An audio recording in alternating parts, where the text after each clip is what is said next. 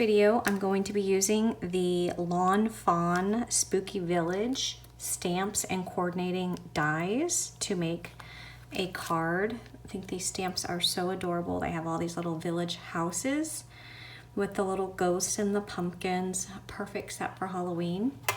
And it also has these little dress-up characters, a little candy corn, a witch, a ghost, and some pumpkins, a little fence, some bats, some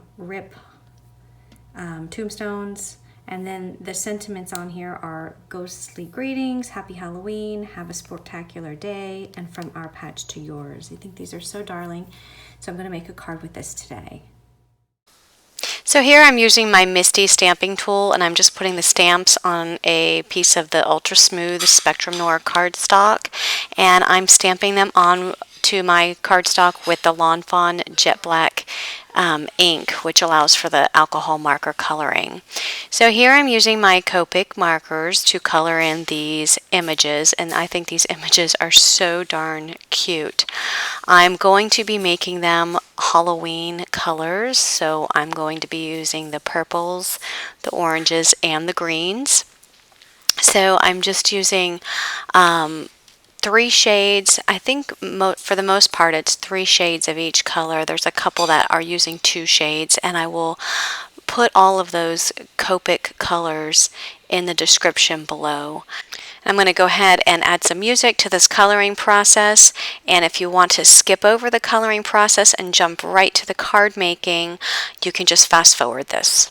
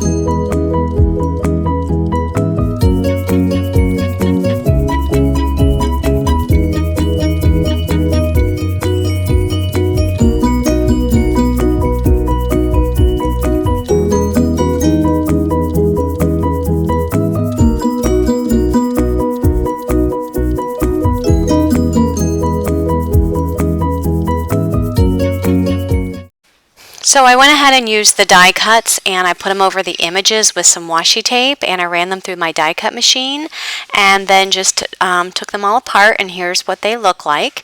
And now I'm going to go ahead and create my background using my Distress inks, and I'm going to start by using the Seedless Preserves, as you see, that light purple color. And then I'm coming in with the chipped sapphire, which is the blue color, around the circle. And then I will be coming in with some black soot along the edges. And this is an actual layer, which is on 4 1/4 by 5 1/2. Those are the measurements of that base. And it is on the Bristol Smooth paper is what I'm coloring on. So here I'm just coming in with more of the chipped sapphire, and I just go over the layers several times just to make it a more deeper color and close up some of that white space. So again, coming in with the Seedless Preserves, and then coming back in with the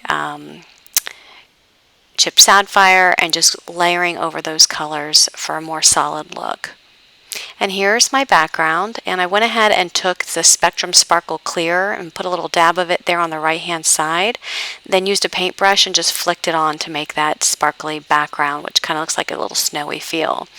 Now here's where I'm using the Stitch Hillside backdrop and the birch tree long cuts, and I went ahead and cut those out of the black cardstock, and I'm just putting on some Brilliant Starlight Silver ink on top of that black cardstock, which I think is just going to add a little bit of shimmer and a little bit of a shadow to those trees, because the whole gist of this scene is to be kind of like a spooky night.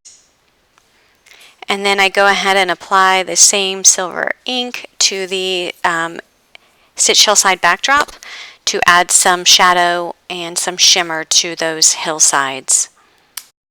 And now I'm just using my Tombow liquid glue to apply that layer to a card base, which is an A2 in size, the 4 1/4 by 5 1/2. And then I'm taking my trees, and before I ran them through the die cut, I did put the double-sided adhesive on the back, so I was just peeling it off, which makes it easier to stick to the paper. And here I'm just kind of positioning that backdrop to see where I want those trees to be placed, and then I pull it up and just kind of keep my finger there in place to hold down that birch tree, and then I peel back the adhesive backing and then just press that down on the layer. And now I'm going to use my Tombow liquid glue to apply this stitched hillside backdrop. And I think the glue is so much better than the tape because you can actually have some wiggle room to position that if need be. And I don't use the glue all the way up to the top of those hillsides because I do want to leave some space open there in case I want to tuck anything behind. And here's my third tree, just making it even at the top, and then that one is, instead of being tucked behind, it's going to be layered on the front. And here I just positioned all of these die cut pieces. They're not adhered yet, but that's what I'm doing here, is just putting some glue on the back and then positioning them. And again, glue is easiest rather than having to put double-sided tape on the back of all these little tiny small pieces. And some I put on the top of the hillside, and some pieces I will be tucking behind. For example, that tree right there is going to be tucked behind the hill, and then most all those other things, die cut pieces, are going to be just placed on top of the hillside. And then adding the little ghost as if he's coming out of the chimney. I think that's so cute. And then you can see those bats there in the sky. And then once all of this is done, I have my Sentiment Happy Halloween, which I stamped onto some more distress paper. I colored it the same as I colored the one there in the background, and just die cut out using the Everyday Sentiment banners, the word Happy Halloween, and just put it there up at the top. So there's my card. And if you have any questions or comments, please leave them down below, and be sure to subscribe to my channel for more card making inspiration. See you soon.